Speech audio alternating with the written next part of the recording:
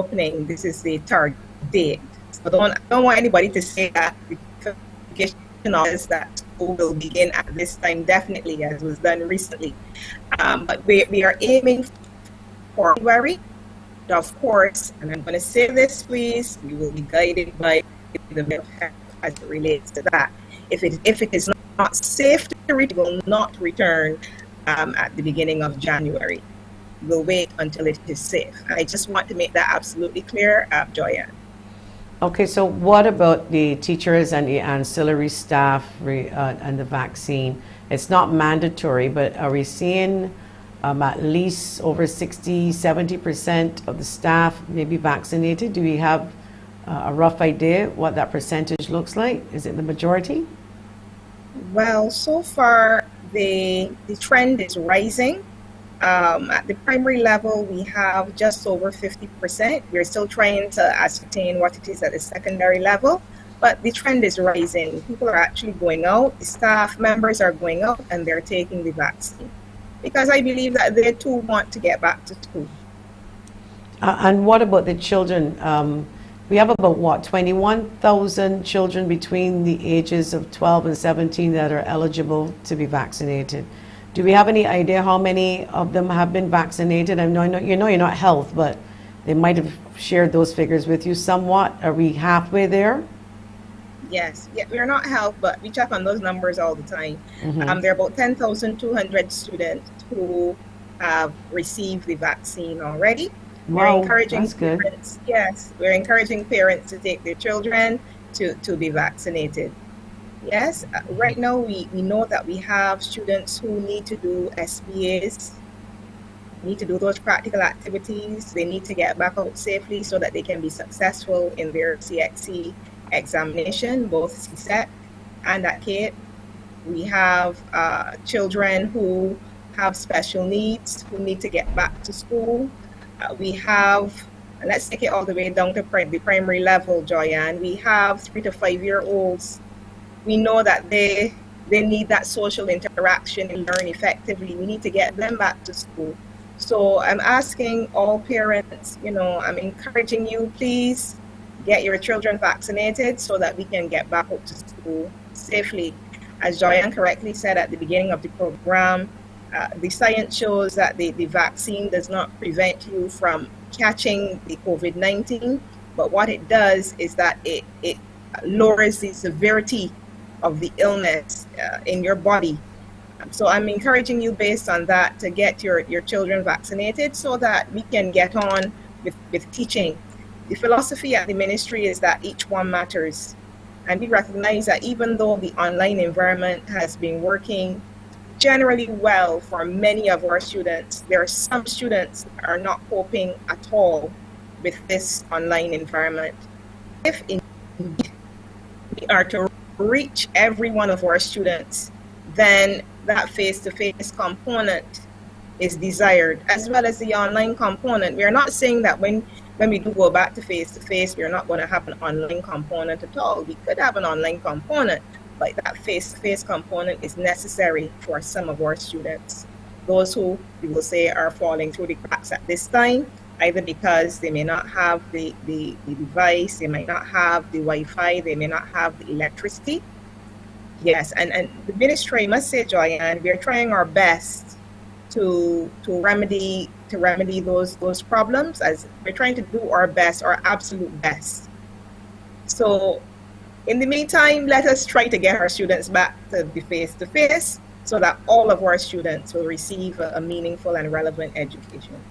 All right, we're going to have to take a quick break. When we come back, Dr. Ramona Archer-Bradshaw, I have a question. The parent wants to know if their child is not vaccinated, they insist on not being vaccinated, if that would mean that the child will not be able to enter school. But when we come back, we will get that answer after the break.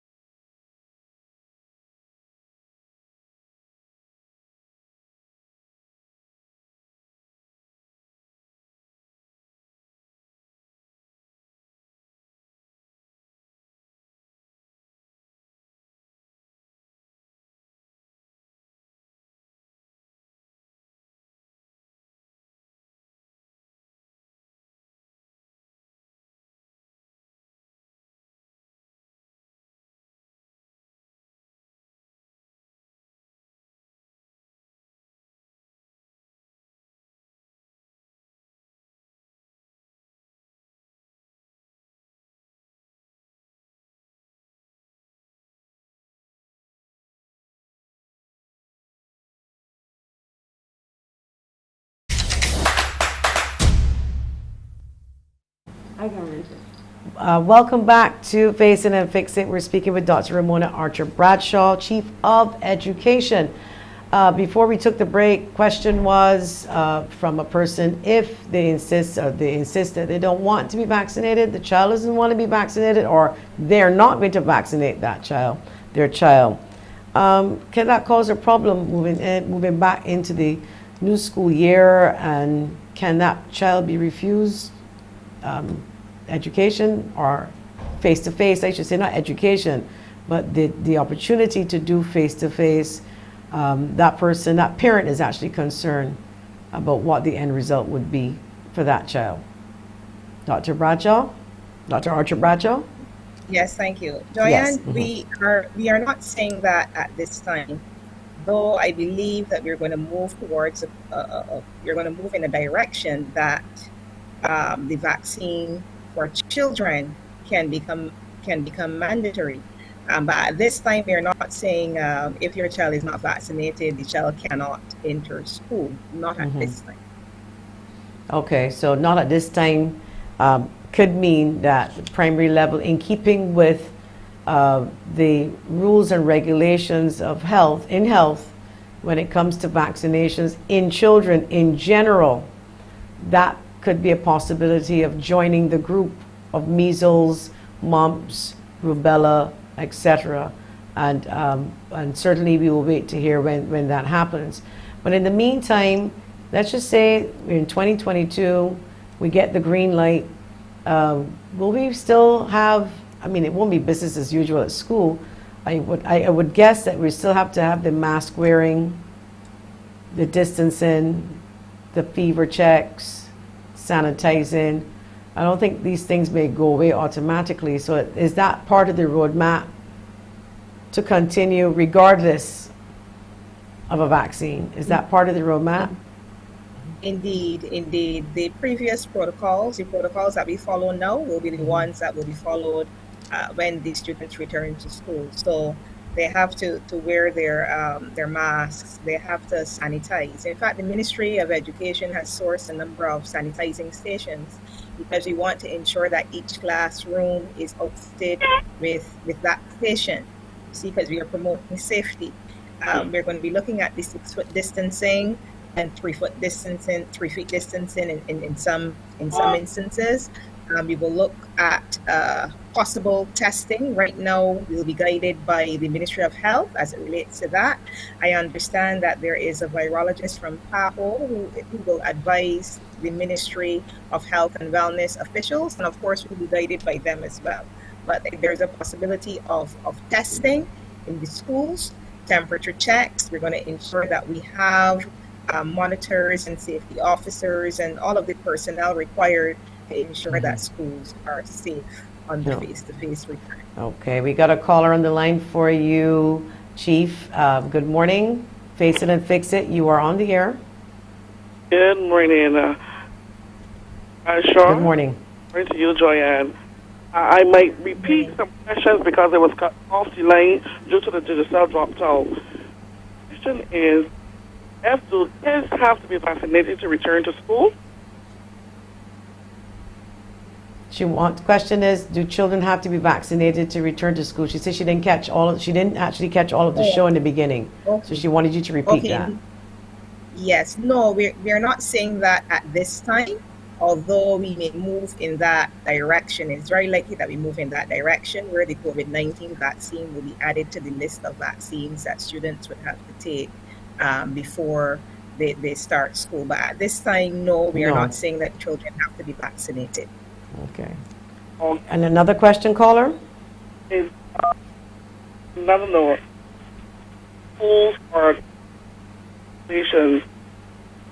Of course, my son is ready on July.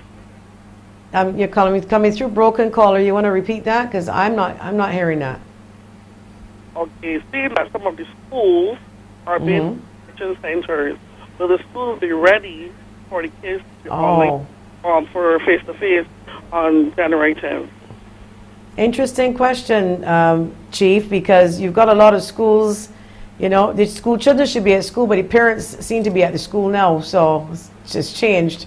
And she wants to know if it will be ready. If we go back to school in January, would you be, 900 plus people in isolation across all of these facilities? We are in, Yes. yeah, will they be ready? Okay, well, let me just clarify. There is no guarantee that we will start school on the 10th of January. So let me just say that. I know that you did not hear the beginning of the conversation. that I Yes, had so with repeat for Joy. those, Chief, it's actually best So- to repeat for those who are now joining us. Let us Yes. reiterate, because somebody would have called somebody and said, well, I hear she's saying something, and you know how people run with, so I'm going to give you an opportunity Yes. to please reiterate that the 10th of January does not mean that it will happen, things can change. That is right. The Ministry of Education, Technological and Vocational Training will continue to be guided by the Ministry of Health and Wellness as it relates to the reopening of schools for face-to-face instruction. So, caller, I don't want you to go away thinking that school will begin on the 10th of January and that is it. Now, the opening, of course, will be contingent on the facilities that will be available for our students. We know that Queen's College is in use right now. We have Darrell Jordan in use. We have Blackman and Gollop in use. There's another school. We have the Lester Vaughan School in use. So, would want that when we start school face-to-face, that those schools that are being used as isolation centers are vacated. They're vacant and then well cleaned and sanitized so that our students will not be disadvantaged, the students who go to those schools. Okay? I So know hope you're I've going, answered your question. caller, you still, do you have any more questions? Okay, I believe the caller is gone. So I want to talk about, still want to stick to vaccines and encouraging people children. And of course, to encourage your children, we're going to encourage parents. Because I can tell you, if a parent is against a vaccine, they ain't sending the child to get a vaccine. So I understand the ministry will be embarking on sensitizing over the next couple of days or so the parents to encourage them and the children to be vaccinated, so we can see some type of rollout. I see that you've been a little active. You've gotten to starting. I believe you were in Brass Tacks yesterday. Yes, I was. So I'm a little disappointed. You should have started with our show first, but that's okay. We forgive you. I forgive you. But it's important, though, that we do sensitize the parents and the children. And I can tell you that there are some children who've asked their parents for a vaccine. Now, I don't know legally. We have a lawyer on later and might ask that question. If you're 16 years old or 17, can you go and get your vaccine without the parent saying yes or no? But that's another a show that I have to actually do, because I'm a little shocked that at 16 you have permission to have sex, but if something happens and you get pregnant, then no medical procedure can be done on you unless the parent was there, and the parent wasn't there when you got pregnant. So I'm not sure how that works, but it's a question we have to ask. If at the age of 16, 17, can you go ahead and get a vaccination done without the consent of your parent? Now, from an educational standpoint, is there anything a 16, 17-year-old can do without minus having sex, of course, because that's what it is? Can they, based on what you know? Well, I can't answer that question, Joyanne. I'm afraid I can't answer that for you. Again, I will have to seek guidance from the Ministry of Health to determine, what the policy would be with regard to a child who's 16 years old, 17 years old, receiving the vaccine without the consent of the parent. So I will have to be guided by the Ministry of Health on that. Okay, so we will obviously look forward to that campaign. And again, I want to jump in and I want to lend my support, Chief, and it's no secret. Last year, I assisted the ministry with some devices, and I want to get to talk about these devices now. And of course, I will be lending my assistance. And I want my friends out there listening to me, those of you, I got the booster done on Friday. A lot of you know Sky. She got hers done. She put up a little fight. I can tell you this, but not because she didn't want the vaccine, because I was telling her to look away. And she wanted to look, and we were arguing, and I'm like, you want to look at this injection? My child stared at that injection needle head on and told the nurse, I'm ready. That's my daughter who has Down syndrome. So I'm saying, I encourage you parents. I did it because I love her. And of course, I don't want to die from COVID. And if I do, God forbid, it wouldn't be because I didn't try. So I'm hoping, I'm urging you parents out there watching the chief, listening to us, see what you could do to help the kids get back to school, but also for the right reasons so that they don't spread it to others who may be vulnerable. But I want to get into laptops, devices, and you need some, obviously. And Corporate Barbados, I know, helped last year. We know things are tight for people, but we do have a lot of children still who have some challenges still that you said, you haven't been able to help all. So I want to give you an opportunity to talk about that, or maybe reach out, use the airwaves and the waves. People are listening to you in the diaspora, because this show is on Facebook, YouTube, as well, on radio. So we do have quite a few people listening on the outside. And good morning to them in the diaspora, by the way. Make your appeal. What do we need? Thank you for the opportunity, Joyanne. Over the past year and a half, we've provided over 15,000 devices for students. The diaspora and Corporate Barbados assisted. They gave us about 6,000 of those devices. But there's still a need for devices out there. There are parents who have lost jobs because of the COVID-19 pandemic. They're unable to give their child a device, or they might have their electricity cut because they're unable to pay the bills and so on. So I'm asking you out there, Corporate Barbados, please lend us the assistance in getting devices for these children and lending them assistance however and wherever you can. It doesn't have to be devices. I mean, if you want to do it, if you want to give them some other kind of help, you can do it through the Ministry of Education. It's limited only by your imagination. Mm-hmm. But I'm asking you, pleading with you, if you can assist us first and foremost with the devices, because that's the first step, we'll be very, very grateful. Okay, and those devices, I understand, moving forward, as much as everybody was grateful for the tablets, the ministry is looking at laptops as a solution, because it would last longer and it could do a little bit more. And we do have to take a quick break. We'll be coming right back, because I still have one or two questions for you, and we'll be right back.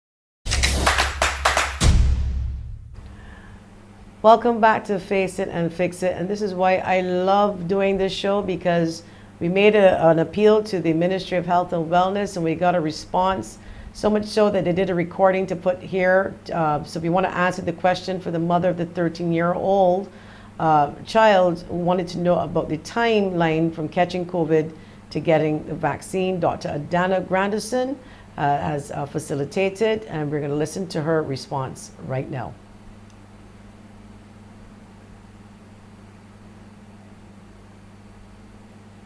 All right, we're going to queue up her response in about a couple seconds. Dr. Dana Grandison did respond from the Ministry of That Health. she would be getting. It's 3 months. If she was asymptomatic for the entire duration of her illness, it is 1 month. If it is that this is her second vaccine, so she had a vaccine, then had COVID, she can maintain her vaccination schedule. Same thing for the boosters. Maintain vaccination schedule. All right, I did not catch the beginning, and I hope they did, so can we have a repeat of the beginning? Hi, morning. If the granddaughter was symptomatic, it is her first vaccine that she would be getting. It's 3 months. If she was asymptomatic for the entire duration of her illness, it is 1 month. If it is that this is her second vaccine, so she had a vaccine, then had COVID, she can maintain her vaccination schedule. Same thing for the boosters. Maintain vaccination schedule. Okay, thank you so much, producer and team behind the scenes facilitating that recording. Back to Dr. Ramona Archer-Bradshaw. Are you still here with us? Yes. I want to ask quickly before you go. Parents bought a lot of uniforms and bags and books and, you know, the usual thing, and everybody wanted to get back to school. And then when they heard they had to do online, they wanted to know what they're going to do with the uniforms. We know that the minister would not encourage, because I heard this from myself, forcing people to wear a uniform online, given the fact that there may not be everybody who might have had a proper uniform, who, you know, it might make some children uncomfortable. What do you want to say to the parents who are really angry about that because they're talked about their money going down the drain? Yeah, as part of that situation, Joyanne, we were all looking to be face-to-face in September. As a result, we as parents prepared for it, but we understood that it was not safe, and it still is now, for our students to get back out to school. Now, we are at the Ministry of Education that students need to wear a uniform during this time to access online classes. It is not a requirement. The minister shared that. In fact, she said that herself. But I believe that when we go back out to school, if it's in January or we do go back to school, there will be an opportunity for the students to. You see, the important thing for Joyanne is to plan, and it is best for us to plan, you know, to have all of the materials there, the books, the uniforms, the pencils, pens, everything that the child needs to restart school, than not to plan, and then school restarts and the child doesn't have the uniform, they don't have the books, they don't have the pens, they don't have the pencils. I mean, ask parents, the members of the public, to be adaptable, but always make sure that you are for any eventuality. This COVID-19 situation is new, different. I have a mother, unfortunately, single mom, and her little boy is 5 years old, and she doesn't have a job. She's trying to look for work. There's no school, so she has to keep him. Her mother's away, the child father is nowhere, not here. Situation is bad, and she said, how do I work? I find a job. No one to keep my 5-year-old. So she's, right now as we speak, she's online in classes with him at home, but she's looking for a job. And I'm saying this here publicly too, not only to you, Chief, but wondering if, even in a COVID environment, if there are parents who know that other parents have to work and you live in a neighborhood and you want to do it in a safe way, maybe you can help each other out.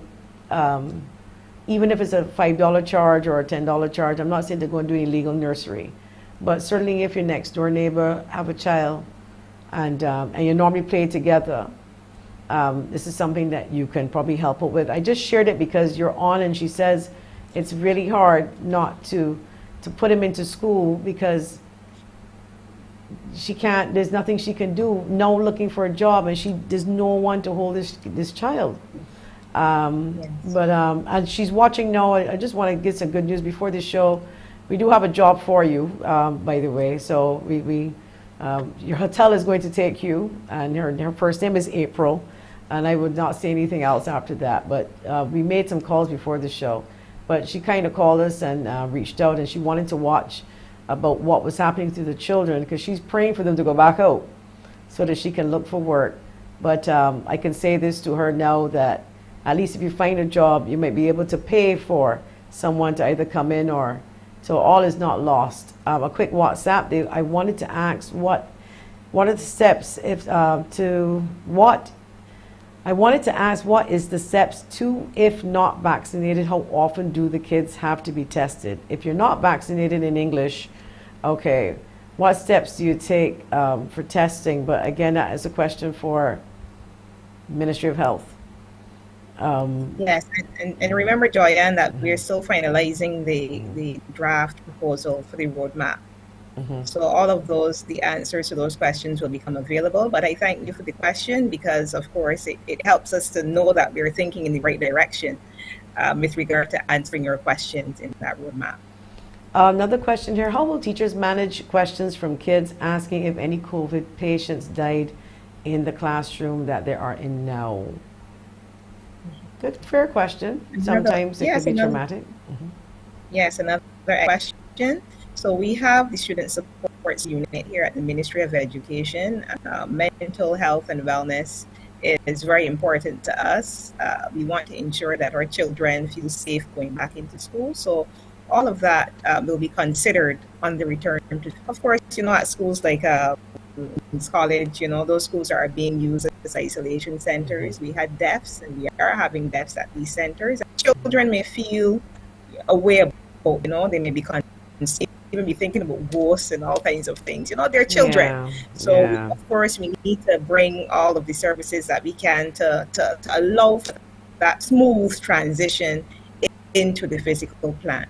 So I thank you very much for asking that question. Okay, and another quick one coming fast. Hi, Joanne. I strongly believe the devices need to be returned to the school in the vacation. Lots of them were destroyed as a result of proper care. True. And the ministry the parents had to sign a contract, and really and truly, they should have made sure that the children looked after these devices. What are your thoughts in response to that, Chief? Yes, I agree. We did not expect to be buying so many devices for students at the beginning of this term. Because as I said before, we distributed about 15,000 devices before, and we were hoping, yes, that the students would carry the devices. However, we recognize that that was not the case in some of the instances. So I'm pleading with the parents even now and the guardians, just make sure that your children take care of the devices. I heard of a story of when the students were at school, I think this was about 2 terms ago, that a child threw something at another child, and that child used the device to block the object that was thrown at him. And of course, it damaged the screen. So I'm asking that parents emphasize how important it is for their children to take care of what is loaned to them, not given, loaned. Because at the end of the day, we're asking that the students return the devices in good condition. I'm also asking that parents instill all of the values that are necessary for their children to grow up to be decent citizens. I'm asking parents also, let me get this in right, to give the schools and the ministries the correct telephone numbers to reach them. Because sometimes we're trying to reach you and we can't reach you because the number doesn't exist anymore. Nobody's answering the phone. We're having those kinds of problems too. And if we want to be able to work through this together, we need to be able to communicate with you. All right. So those are some appeals that I have for students. Well, I'm sorry that the device was damaged, but I'm still happy to know that it was used to block a blow and not used to hit someone, because then it would be used as a weapon, even though neither the two are actually any good situations to be in. Someone is asking a date for June CXC payment for 2022. Do we have a date? Do we have a date? I don't have that date offhand, but what I can tell you, dates were circulated to all schools, I think about 2 weeks ago. So I'm going to ask you to make contact with the school. I'm also going to ask you to make contact with the CXC, go on the CXC website to see if the dates are there as well. But I'm going to ask you as the first resort, call the school to get that date. I don't have that date offhand. I'm sorry that I can't tell you what it is right now. All right, and I certainly would not want to forget mentioning our teachers who work really, really hard, and we want to commend them publicly. It has not been easy for teachers during this period, and I want to shout out all the teachers, and Mary Redmond, she's been on our show. What are the challenges that you're hearing with the teachers, though? I mean, I know there seems to always be a little issue sometimes between the ministry and the teachers, and it's always resolved, I must say. They sit down, they have meetings. They have meetings on that meeting and a meeting on another meeting, granted, but they still sort it out. How are they doing, and anything you want to say to them? Because we know we kind of mentioned a lot about the children, but I want to kind of reach out a little bit and remember the teachers and the ancillary staff during our discussion. Anything you want to say? Yes, I want to commend the teachers and the principals for the phenomenal job that they have done over the past year and some as it relates to this handling the COVID-19 pandemic.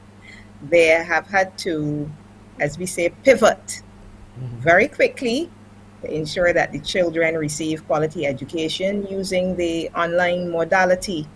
I had a meeting with them, with some class 4 teachers recently, and they explained to me that they're really enjoying the online environment, but they want to get back to the face-to-face as well. They want to be able to give their students a hug. We know how it is, with COVID-19, those, especially when it's the 3 to 5 year olds, those children like to hug a lot. They hug their teachers, that physical interaction is very important for us as human beings. And though they may not be able to hug their students when they go back to school, they want to be able to see them, to allow them to physically interact with one another, group games, so that they can grow and so that they can develop. So I commend the teachers and principals for the work that they have done so far. I commend them for the support that they've been giving to the students, the support they've been giving parents as it relates to navigating this online environment. All right, and would you say, because we keep hearing people saying that this COVID-19, 2 years almost, and it's a generation loss. What do you think? What are your thoughts on those statements that people make, that they're scared that a whole generation would be lost? Do you think that that we can catch up? Will we see longer terms? Is it going to be harder on the children because they already got to go to school? Let me be clear. I wasn't a big fan of school when I went to school. I went to school and I wanted to get back home. It was when I left school I regretted leaving. I wanted to go back in. If I could go back into my mother's womb right now and be a baby and come out, I would love that, because I really, looking back, maybe we're in a hurry. And this is to children too listening. You're always in a hurry to become the teenager, always in a hurry to get your driver's license, always in a hurry to become 18, until you realize you get a job, you're on your own, you wish you were still back in school. So I just wanted to say that about not liking it, but regretting that, because it was the best days of my life, looking back. But can we catch up? If we need to, and will we have to work harder moving forward, because we've lost almost 2 years? Yes, I believe that we can catch up. Joyanne, our children are resilient, And if we look at the education in the sense that we are preparing students for an exam or for exams, then yes, you would have to talk about catching up. But if you're talking about preparing them for life, looking beyond the exam and preparing them for life, I believe that our children will do well in the coming years. The Ministry of Education, through its Education Reform Unit, is looking at reform, eduform. You're looking at making changes to the curriculum that we can reach more children. We're looking at providing second chances. We're looking to see where we can provide remediation to assist those students who are struggling with certain concepts. We're also trying to get our public, our parents, our students to understand that learning does not mean necessarily preparation for an exam. It is about preparation for life. We're looking at creating academies of excellence for our students. Then we're looking at placing greater emphasis on agriculture. We're looking at the development of a national student council. We're looking at the Active Kids program and keeping our students active. We are thinking about exposing them to cultural aspects, values. So yes, I think we can do it. Indians are people, and we will adapt. We will do well. That is my belief. Well, I'm going to ask you one more time, because we've got some parents writing in and asking, school starting on the 10th. So for the parents who are sitting right now in the back of the classroom, we're going to raise our voices a little bit louder because they didn't hear, and we want them to hear. Chief, you know, the problem with education is, and it's true, and it's not a negative thing. You just got to repeat yourself, and sometimes somebody catch half the sentence, somebody caught the whole sentence, but with a different meaning, and a different meaning for someone else. So we will repeat it, and I'm hoping that this segment makes the news tonight so that people can quote the chief, and I will let you repeat it again so that we may use this clip for the news tonight. When will school restart? Do we know? And your response. There is no definite date for the start of face-to-face school. We are in the middle of a COVID-19 pandemic, and we have to ensure that when our students return to school face-to-face, it is done so safely. The Ministry of Education will continue to be guided by the Ministry of Health and Wellness as it relates to when it is safe for our students to return to the face-to-face mode of instruction. In the meantime, the ministry is working assiduously to finalize its roadmap, which takes into account all of the contingencies. It is a roadmap that details the procedures and plans for face-to-face school, for the blended approach, and for the online approach to education in Barbados. We will continue to meet with our various stakeholders to finalize the plan, and as soon as we have done that, we will make it available to all members of the public. And to be clearer, January 10th is the start of that term, but we just don't know how we will start it, because you will start it and you could start online. You could start face-to-face. So it's not the date, it is the method of how we will be teaching that is really up in the air. So, you know, rainfall, sunshine, you know, children will still have access to education after the Christmas break, starting from January 10th. But what we're trying to say is the ministry will be guided by the people who just make me feel better, the health people. They cannot decide this. They're guided by health. And whatever happens, you will keep everyone posted, of course, through the ministry and GIS, and the ministry themselves will make that announcement. So there will be school, but they don't know if it will be a blended approach, face-to-face, online only, all of these factors, and how COVID behaves and how people behave matters.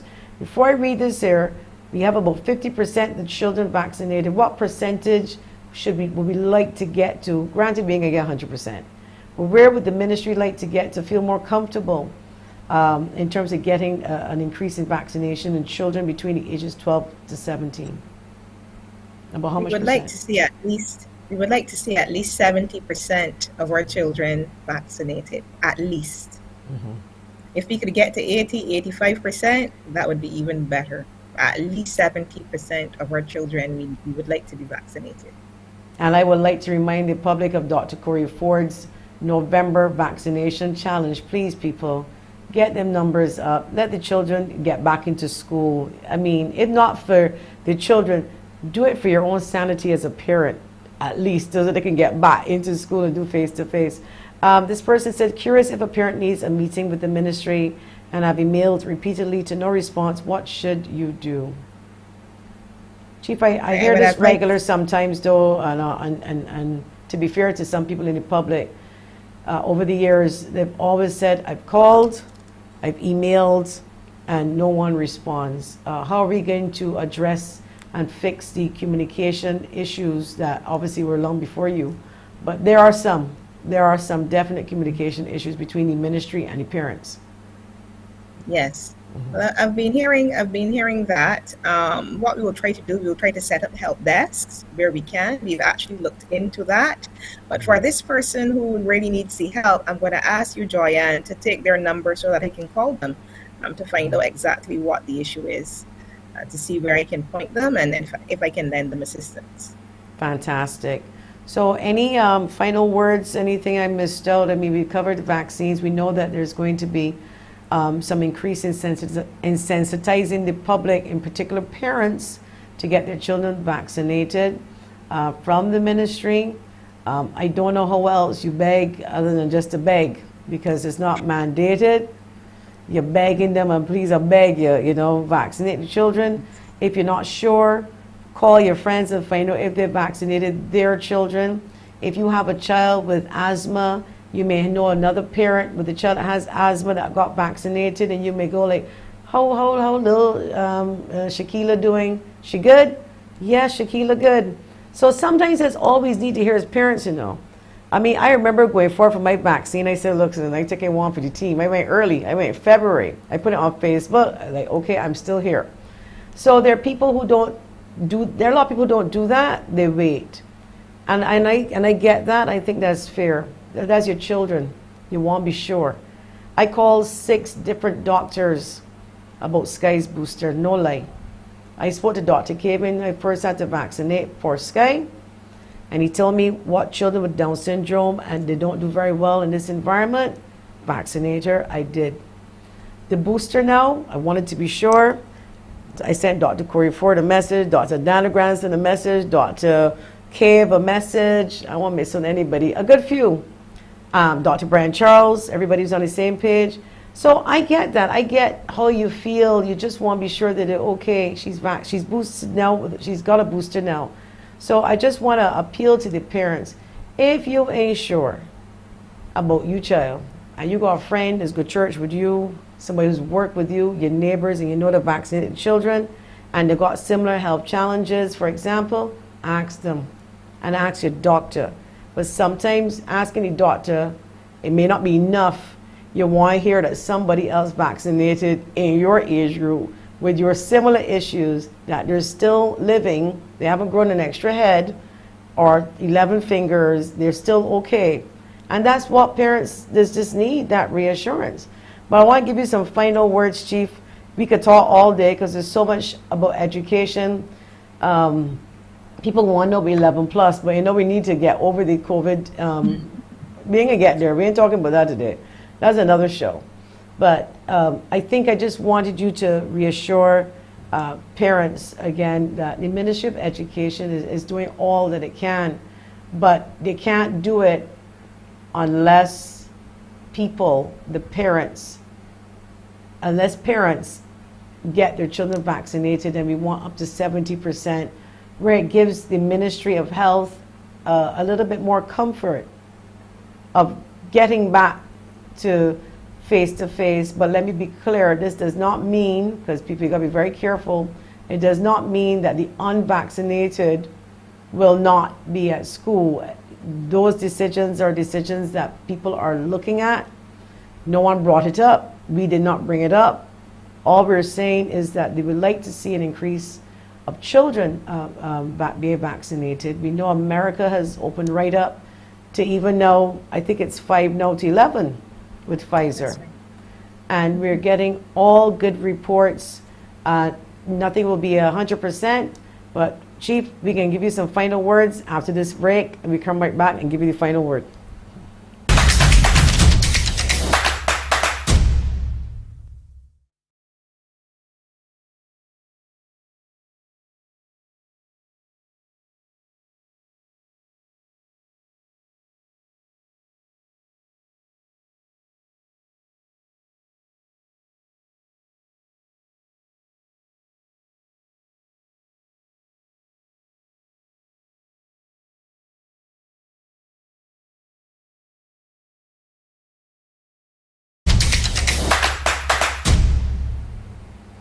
welcome back to Face It and Fix It. Unfortunately, we have to wrap up with the chief. I've got a message here. Joy, I cannot get through. The lines are busy, but I will take her question and I will share it with you, chief, probably later on because they're not getting through on the lines. Unfortunately, we don't have like 6. I think we have about 2. But I do apologize to that person who's not getting through to have a one-on-one with you. Final words at you, chief. You're muted. You're muted. You're muted. Okay, there you are. Can hear you now. Mm-hmm. You can hear me now? Okay. Yes. Yes, the Ministry of Education is trying its utmost best to get all children back to school safely. We're trying our best to ensure that all children receive a quality education, and we can't do it without you, the parents. We can't do it without the help of the public. So I'm asking you, I'm appealing to you, wherever you can assist, wherever you can lend support, wherever you can make this easier for us, please do so, because we can only move further if we do it together. Fantastic. Those are my final words. Yeah. Fantastic. And again, I make my commitment to you and to the ministry publicly. Certainly whatever we can do here on the show, and me personally and through Haigh Communications, we're right there with the ministry to help as much as we can. So thank you so much, Chief.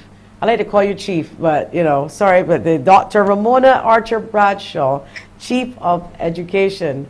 I want to thank you so much, and I wish you all the best in this job, and I'm rooting for you, and I know you're going to give some good support to your staff at the ministry, and I hope that they return the favor to you too as well, because no man is an island, and you can't run the ministry without the help of the staff. And I want to wish them, I want to say good morning to them too.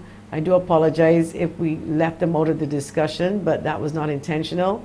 I'll give you that last word to just say good morning to them too, Chief, so before you go, just in case you get into trouble when you get back to the office. The Chief, you want to shout me out? Yeah. Yes, I want to say a special good morning to my 2 deputies, the PS, and all of the other members of staff at the Ministry of Education. They have been working hard to assist as well, to help our children as well. And I want the public to encourage them wherever they can. It's not just about looking for the problems and saying what the problems are, but we want to hear from you. We want your assistance, because we've been working really hard down here in Constitution Road. Thank you so much, Dr. Ramona Archer-Bradshaw, Chief of Education. Chief Education Officer really is what we call her, and call that title. And hopefully we will get her back again soon on this show. Now, hopefully we'll get her back. Thank you so much. Thank you. Thank you. Now, we talked about giving away some of these gadgets called oximeters, pulse oximeters. And we know that a couple of weeks ago, Prime Minister Motley said she would want every person to have one, or every household, I should say, to have one of these. So I am wearing nail polish, so it may not go in the way that I may want it to go, but you're going to see some digits on here. The top one is for your oxygen saturation levels, and I believe the other one is for your pulse rate or heart rate. And mine is, I'm going to make sure it's 95. If it's under 95, well, I'm in trouble. But again, I am wearing nail polish. Ladies, get the best reading in the world if you are wearing nail polish. And you may want to take it off if you're reading these. It's still going, and it's still trying to get my reading. But of course, when you call, we don't have a lot left. We didn't have a lot to start with. We're going to get some more. I think we've given away last week about 4 or 5. This morning, we haven't given away any. We'll give out 2 today. But every person should have this 96. So again, 96 is not bad. 96 is not a bad number. So we encourage you to, if you don't get one on the show, go out and buy one. It's good to have it with you, especially in these times, and give you an idea what direction you're heading in as with your breathing. We now have with us our next guest, attorney at law, Mark Forde. A topic that we're going to discuss is very near and dear to my heart, because I know a lot of people who have been evicted over the last couple of years for various reasons. Good morning, attorney at law, Mark Forde. Good morning. Hi, good morning. Can you see and hear me? I can see and hear you. I'm going to get straight to the scenario because I know we got a lot of time. Here's one situation that is currently happening. Father dies in a housing unit. Father dies living there for 26 years. Girlfriend was living with him for the same amount of years, but she dies in 2016. I'm just trying to remember the story. He then passes in June. He passes this year as well.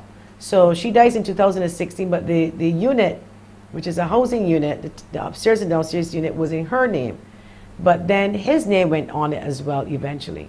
He dies, his son was there throughout the years, but not every day. You know, they had a little argument, he left, came back. But the son has bills with his name on it. He also has a birth certificate of his son's name on it that this is the place that they live. So 1 week after the father dies, the son gets an eviction notice. Just like that. Now, I know that a rental, if you're renting somewhere, you can't exactly pass it on to your family. But if it is, and I'm dealing with government here, then I'm going to deal with private. When you have a housing unit and you're paying rent and you've been there for many years and the mother dies, don't you have at least some sort of, you know, go in? There's no arrears in this situation, by the way. It was cleared by the son, but eviction is still looming over the individual's head who has shown proof that he was living there. I believe the argument was that the person now come after the death. So the individual was trying to prove no by the neighbors he was there. Can you just be evicted like that, and especially in this environment right now? I deal with government first, and then I can deal with private. Has he made any representation to the person, which in this case is whichever government department would have issued the notice to quit to him? Yes, from what I understand, they invited the individual to a meeting, but he wasn't sure what it was about, so he wasn't equipped with the relevant papers. So he sent them the papers since then, showing that I have a bill from 2000 and, you know, whatever. I have my son's birth certificate. Here's the address. Next of kin information from QEH Hospital that this is where the son was living. But he's having some challenges, and he and his girlfriend and their both two children basically are about to be evicted according to what the notice says. However, they did make an application for placement for government homes. So in other words, in another unit. Well, just put it this way: if you've been there for 20-something years, you know, I think they're in their 20s, the individual, they're young, and you're working not in the greatest job as a general worker, and you know, you've got your bills, you've got your son. What I'm asking is, in this COVID environment, and you want the people out, if you want somebody out for failure to pay rent, that is different to, I just want you out because you want to show me enough proof that you were living here, even though you showed proof. But if you evict a person to put in somebody else who's not on the street, what do you do with the people that you're evicting? Yeah, you see, a lot of this, Joyanne, comes down to, we look at it and I understand what you're saying in moral terms. Thank you. That's probably the word. Yes, morally, and legally is different, but morally, yes. Yes, and not everything that is illegal. The general rule in such a situation, whether it be private or government, although I strongly believe that you can more negotiate with government and you will have a longer time to stay in a unit, but the general rule comes down to this: with whom was the tenancy made by the particular landlord? That's the question. If the landlord was government and it was made with his father, then he is not necessarily the rightful tenant.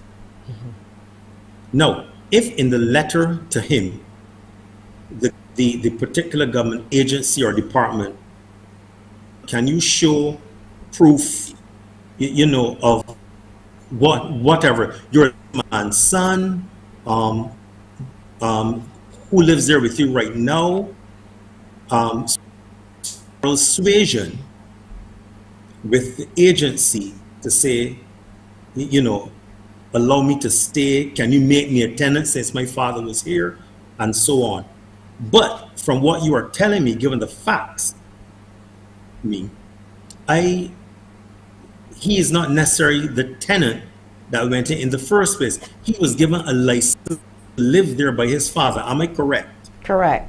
Obviously, that's the child, so, Right. yeah. Yes, yeah, I understand that, but you see, and I fully understand. So you're looking at this man child.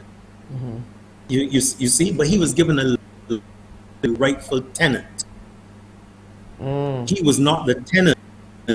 Agreement made with the landlord, whoever that landlord been. Well, I do understand, and then the part where we said moral suasion, I mean, that's the story of my life. I mean, to be honest with you, I find a deal with that. I go like, hey, Kadir, I mean, if it is Yes. that you look at all of the, and I like people who exercise good judgment. Exercising good judgment, and you have something written in law, you still have to exercise good judgment, because you may lean a little bit and said, okay, this guy has been here, he's shown us proof, he's cleared the arrears, he's got a child. Granted, the child doesn't live there all the time, but you have a child and a girlfriend who Right. has a child. You look at all of these Certainly. variables, and you come up with, okay, maybe we can. So we're hoping, and I said it because I promised them I would, when I heard you were coming and this is the topic, I said I'm going to mention it. Because right now, they are so worried that they're going to be out on the streets by tomorrow.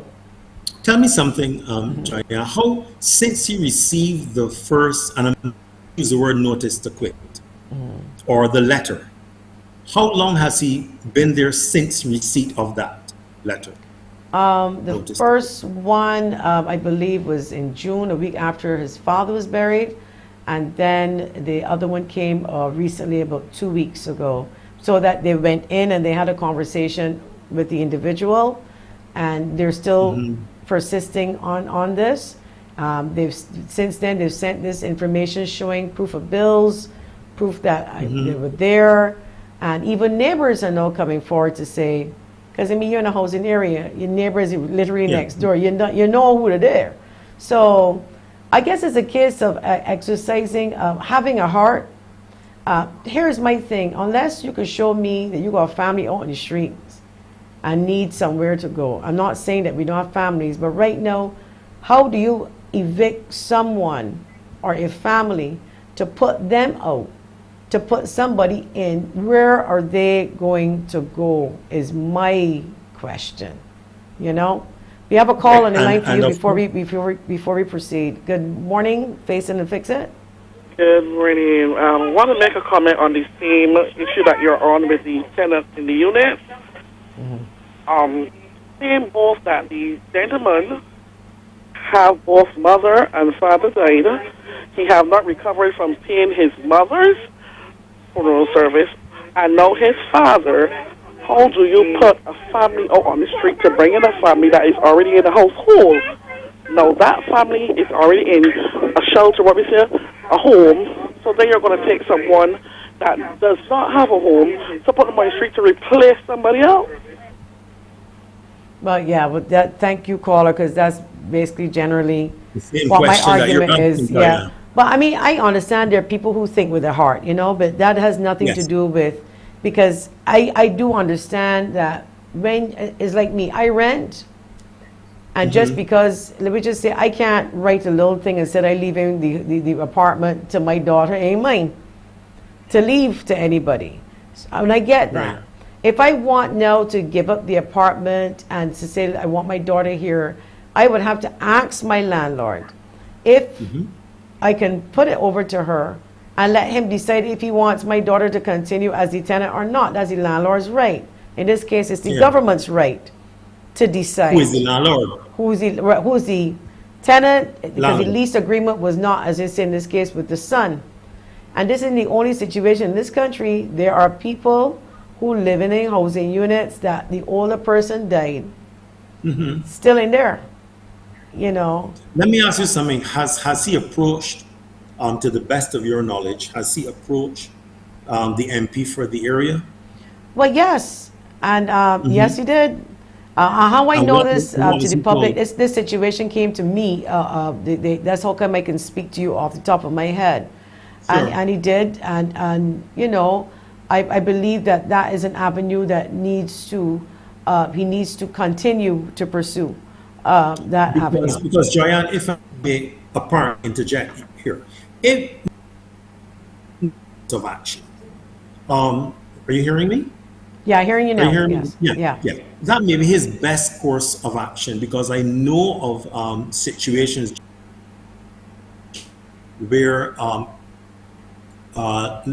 persons, tenants, who may not necessarily have had a rightful right of possession, a right of possession,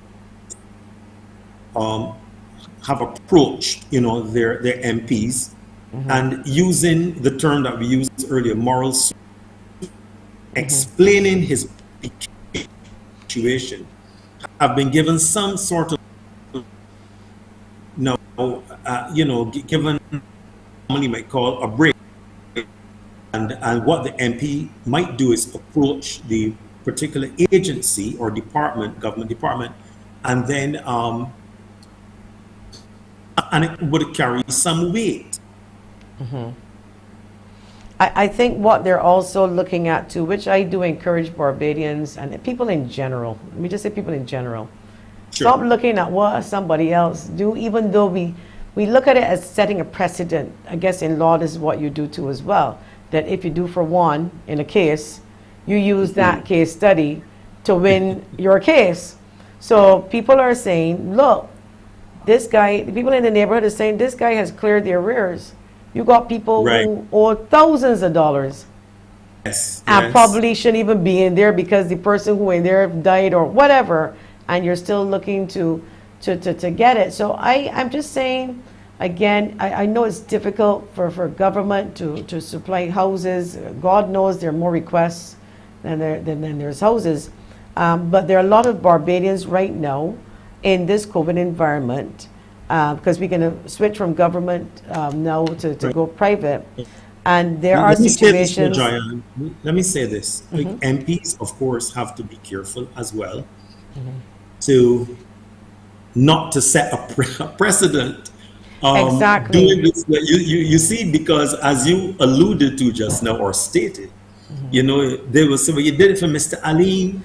Well, you can't do it No, for Mr. it's Robinson. no, but that's what I said. And in fairness to the government and the MP and to the agencies, all the agencies, you gotta be Yes. careful, because if you You do have to for be so one, careful. you gotta do for the rest. But here I am making a plea now for Yes. everybody who living in the housing units that have a similar situation should maybe go forward and maybe make an application for placement. Right.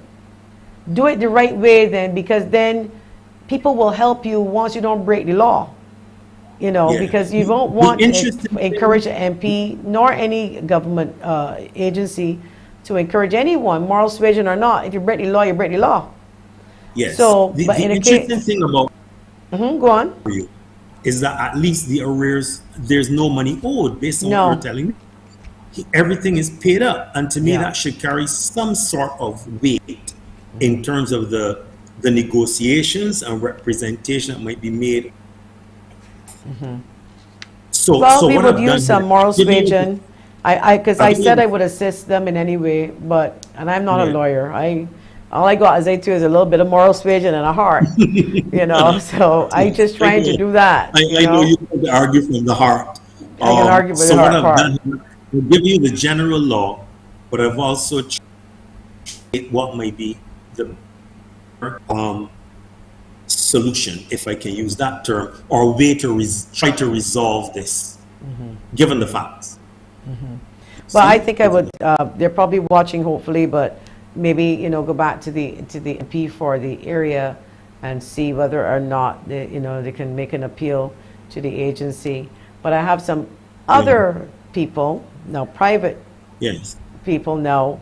A couple of weeks on our show, we had a mother, thank God we got her placed in a home through the show, but she was about to be evicted. They wanted her out of the house, yes. And she said, in all fairness to the people, they didn't charge her any more rent. She couldn't pay. They just want her out. But she was trying to find somewhere, and welfare department, they would say they would help her, but they don't look for the houses. You have to find a house. They will pay. Unfortunately, Barbadian homeowners don't like to do a lot of business with the welfare department when it comes to renting out their places, because if they have a mortgage, they need the money monthly. Government will pay, but it is not a monthly payment. She said that the owner or the representative of the owner, because the owner was overseas, would come and harass and behave in a way that was frightening to her children. And she was scared. She reached out to me. She called the show. And a good Samaritan, I would always say good morning, Angel Annie, came forward, and another homeowner, Angel Annie, paid the rent for a whole year. She's now moved. Children now settled into a new school, doing online with a new class, and mommy is now looking for a job. So that worked out, but that's her. What about all the other people out there that actually got evicted or about to get evicted in a COVID environment? What does the law say about the tenant and the rights of the landlord? We still can't forget either. Now, this, of course, is a situation whereby you're indicating people are unable to pay. I just want to get that straight, because of they might have lost the environment. Is that what you're saying? Yes, they've lost their job. I'm not talking about disgusting people who just go in the landlord place before COVID, just ain't pay, working, got fancy cars, and just decided they can be disgusting. We're really looking at, I'm looking at genuine cases of, I lost my job, I've been paying all this time, I can't pay anymore, it's 3-4 months. What do? And the landlord is saying, look, you need to find somewhere because I need my income. Landlord is telling them, which is all, in fairness, I got the bank to pay. You got the 4 children, the landlord got the bank to pay with his grandchildren. Yeah. So you see the predicament. I see the predicament. I have to know that there are situations where if the landlord nasty in these circumstances, explain to the tenant, look, I'm sorry, I am unable to you owe me 6 months rent and the bank is on me. Because the bank given under the statutory power of sale, and then we all out. You see, Lord's side, he or she under some pressure as well, because you see, the strict fact of the matter is that a landlord reason for issuing a notice to quit, as long as he provides in that notice the requisite time the tenant to deliver up possession of the premises. He doesn't have to give a reason. But I still, like I said, I still believe that in all decency, a landlord, especially with people who have explained. Now, there are some persons, Joyanne, who don't explain anything. They just don't pay. Even in a COVID, even if they've lost their job due to COVID, and I have great difficulty with that. If you find yourself in a situation where you're unable to pay, approach your landlord. Don't turn it into, a quarrelsome situation. 3 months you haven't paid, you said nothing. There are some landlords who, of course, some they will say, look, I got my mortgage to pay and I need the money, so You have to see, in looking at it from both sides, if the agreement is the tenancy agreement, written or verbal, or is really is dependent on how you pay. So if you pay monthly, then the landlord must give you a minimum of 1 month's notice. A minimum of 1 month Right. only? Yes, if it's monthly, if it's weekly job, as this is going to sound, a week's notice. Wow. But I tend to encourage clients, and I believe I'm not the attorney that does this. Say, well, look, as a landlord, see if you can give the person a little more time, because a week is only 7 days. It's nothing, But most people are monthly tenants, and they have to give at least a month's notice. If you can afford to give two, give two. But usually most landlords don't go to 3. They're within their rights to give 1 month. In the same way, on the other side, that if you as a tenant, you can give 1 month's notice and you're out of there. That's what the Well, agreements. yes, yeah. You understand? So it's 1 month on either side. When it's on like the a other job. side, when it's on the other foot, though, you don't want to, because Yeah. because the landlord then has to find someone to continue to be there when you give him 1 month's notice. So, we have to. It's hard. It's hard. Yeah. There's a comment here, and then we have to go to break. Person should understand lease rental agreements when they are not the legal tenant. That person is writing there about. When we come back after the break, we're going to talk a little bit more about evictions and what rights All right. do the tenants have and the landlords. We'll be back.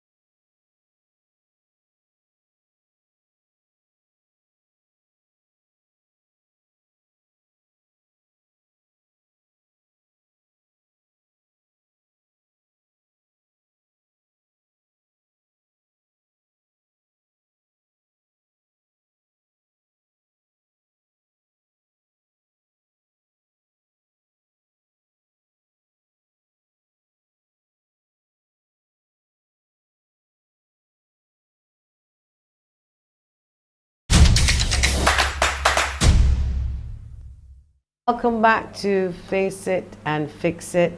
Welcome back to Face It and Fix It. We're talking evictions with Mark Forde, attorney at law. We're going to also talk about some other things too now that he's here, because we got some questions coming in about other things.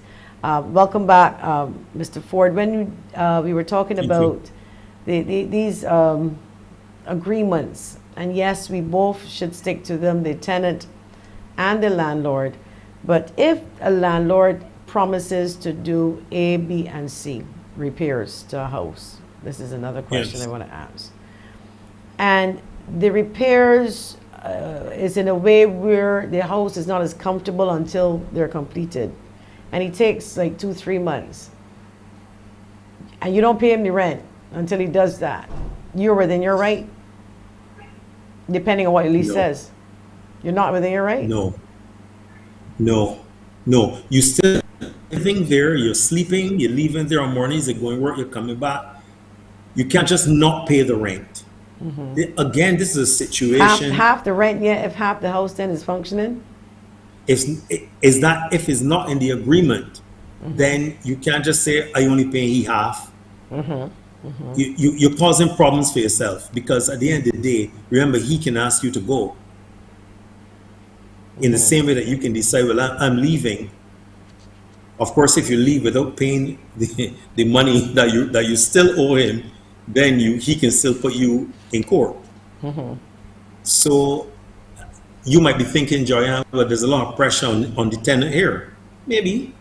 But what I would do in such a situation again is to approach the landlord and say, Mr. So and so, you did promise to make the repairs.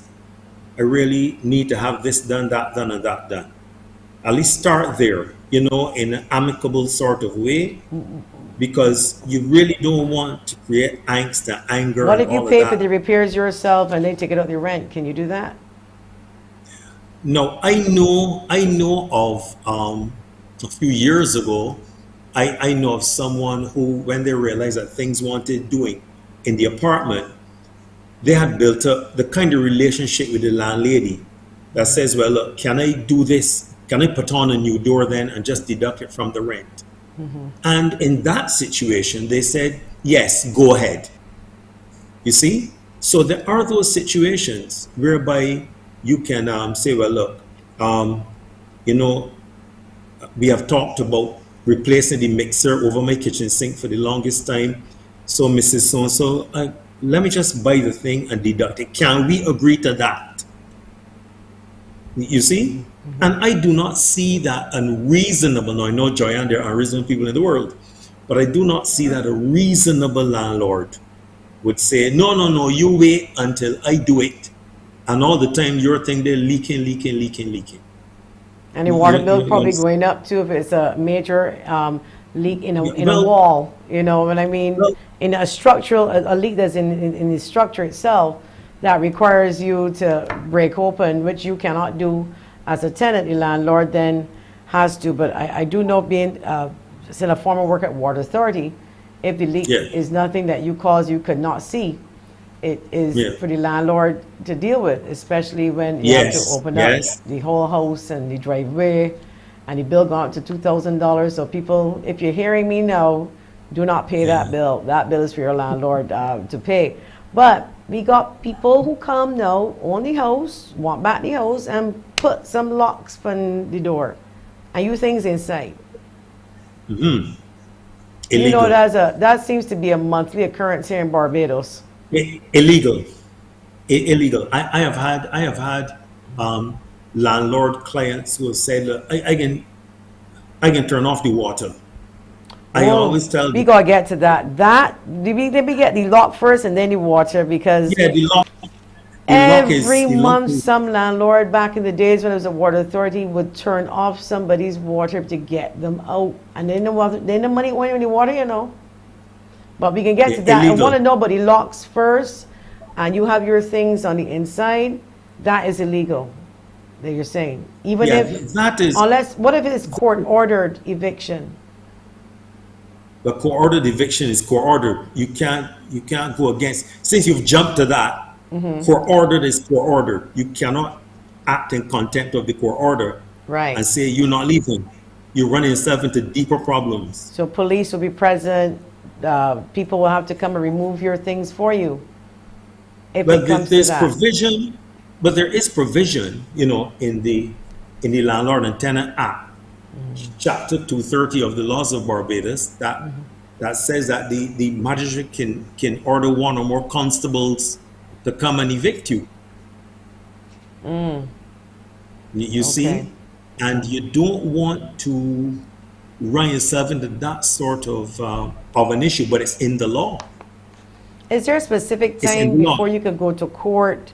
Because someone mentioned to me that the court ordered an eviction and they only were 3-4 months in arrears. I said, that doesn't sound right. That doesn't even sound true.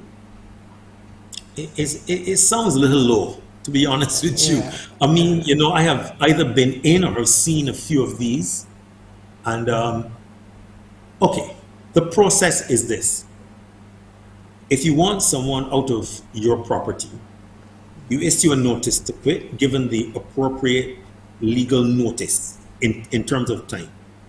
If the person does not leave, you issue a notice of intention to apply to a magistrate for eviction. We commonly call it in the practice a 10-day notice. If the tenant still does not leave or give up possession, as we say, you issue a notice that you are going to go to court. In other words, what you do, you apply to the court. It's an application to have you evicted. That's number 3. So you go to court, you put in this application. It could take about, and then the person has to be served by someone from the court to come to court on a particular day. That's probably 2 months down the road. And then there's the court hearing. If at court now, this is the 4th stage, going to court. If at court now you offer a plausible and proper explanation to the magistrate, well, look, sir, I have been paying well all along, but I lost my job. I work in the hotel industry, for example. I lost my job with the advent of COVID, and I'm really throwing myself on the mercy of the court to see what I can do. There are times when the magistrate has a bit of a discretion to say, okay, I'm going to give you up to 2 months.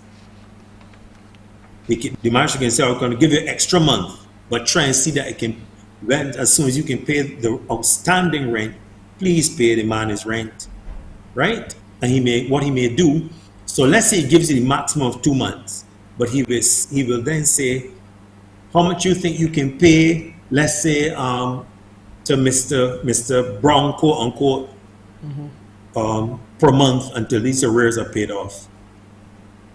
You may say, well, I don't know, but he may still make an order. But after the 2 months have expired, you still have to then try to, you'll have to leave the premises. You have to leave. I mean, I guess, Yeah. I mean, I do understand it's hard for landlords too, especially if that's their only source of income too as a landlord. We don't Yeah. even know that, so it could be hard. But water authority, disconnection of water, you want the person out, nothing owing on your water, that is illegal to make that request. That is illegal. Putting the locks on, that is illegal unless you're going to something called distress, which you can only do for rent owed, whereby you, what we call distrain on a person's like furniture and so on. You may remember a few years ago, Joyanne, several, maybe 10 or more years ago, when there was some issues with taking out people's furniture down Ferniehurst, Black Rock.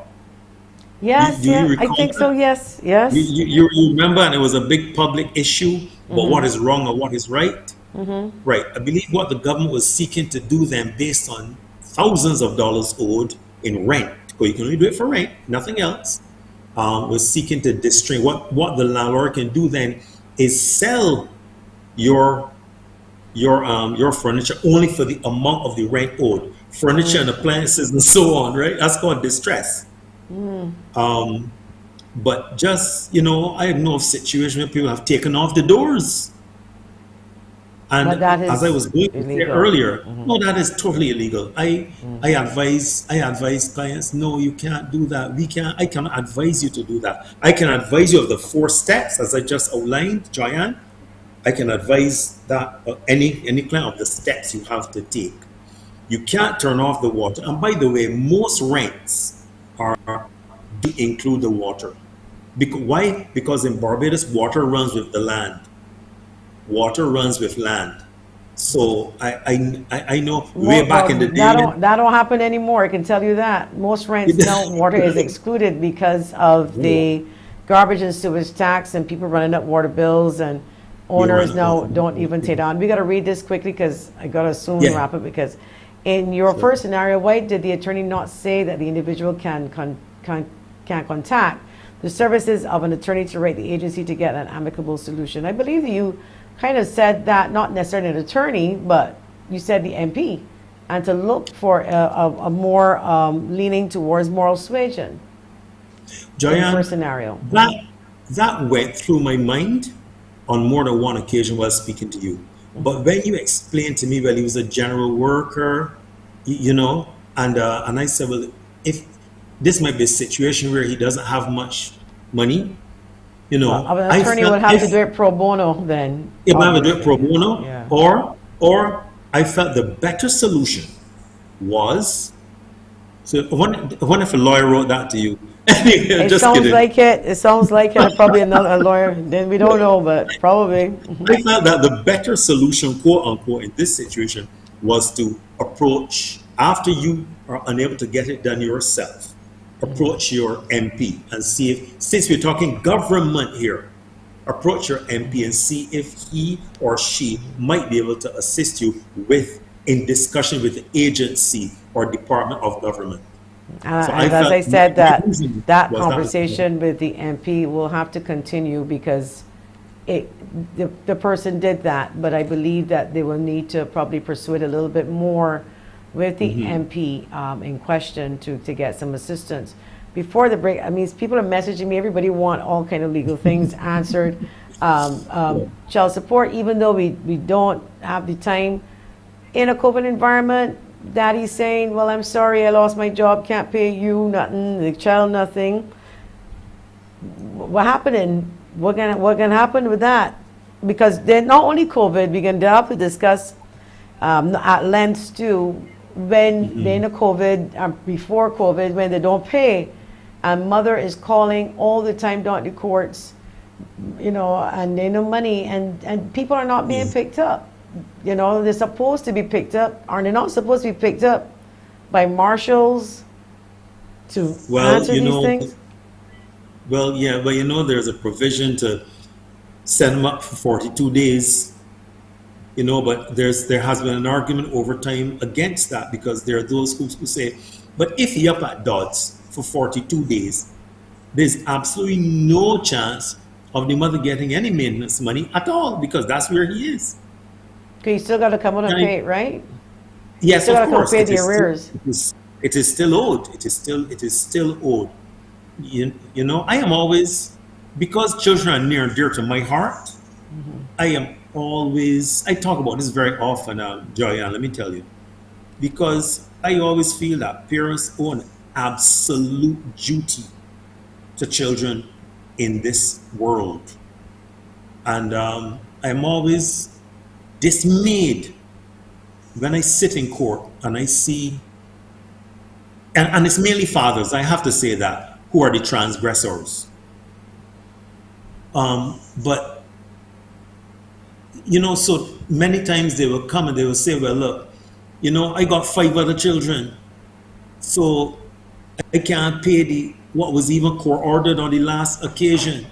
Listen, you know? if I got to respond even to what you just said and how horrible, I mean, I've been accused on brass tacks when I was a thing, and calling me, you don't like men. It's not that. I do not like disgusting parents in general. Yeah. So it's not only about men, because you have some delinquent, you know, some fathers who don't do, and so on and so forth. We got to take a quick commercial break, and then we got to wrap up when we come back. Commercial break. All right.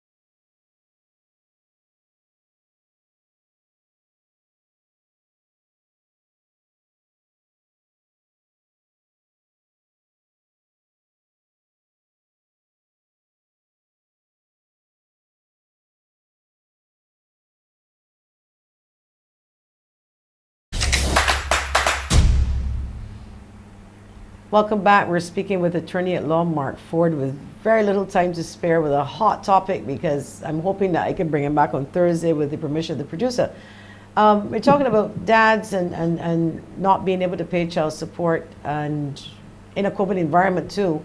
What are we looking at there pre-COVID, during COVID? I'm tired of hearing women calling me and calling my friends, Joy, he didn't pay, Joy, he didn't do this. And then, of course, there are men who pay and say that the women taking their money to do other things. But that's a different story. Yes. But let's talk about child support in the COVID environment. Do they get? Yeah, well, I mean, get locked I up? think that I think that to a large extent, well, a large extent, but with permission, let me put it that way. I'll say a lot of persons, I gather, are using COVID As an excuse. as an excuse not to carry out their duty to pay child support. Or let's even say before, because child support has a connotation that says it's ordered by the court. But I'm going to start at the point where I'll say, Joyanne, to support their children. The children are yours. You should support them. Or the child is yours. You have to support him or her. That is your duty. I always say, and I know this is not quite law, Joyanne, but I always say there are people in this world who cannot get children. You have been blessed with 1 or 2 or 3. It is your duty to support those children to the best of your ability. Sometimes you have to forego, and sometimes I begin to sound like a magistrate sometimes, where I say, listen, you just went and buy 4 rims for your car. Why? You're not supporting the children. What women bought rims for? Or you went and you buy a new stereo system. Why? And the children not being supported. What's sad, and I hope this resonates with women watching, and especially young girls. Do not listen to him if he's telling you he wants to have a child, because that sounds all well and good when you're in a relationship. There are some men who want a child until they get a child, because in their minds, this is like a doll. I don't know if it's Ken and Barbie. They didn't realize it's Pampers, milk, and waking up at 3 o'clock in the morning. So the action of making the baby is wonderful. The talk of making the baby while the action is happening is great.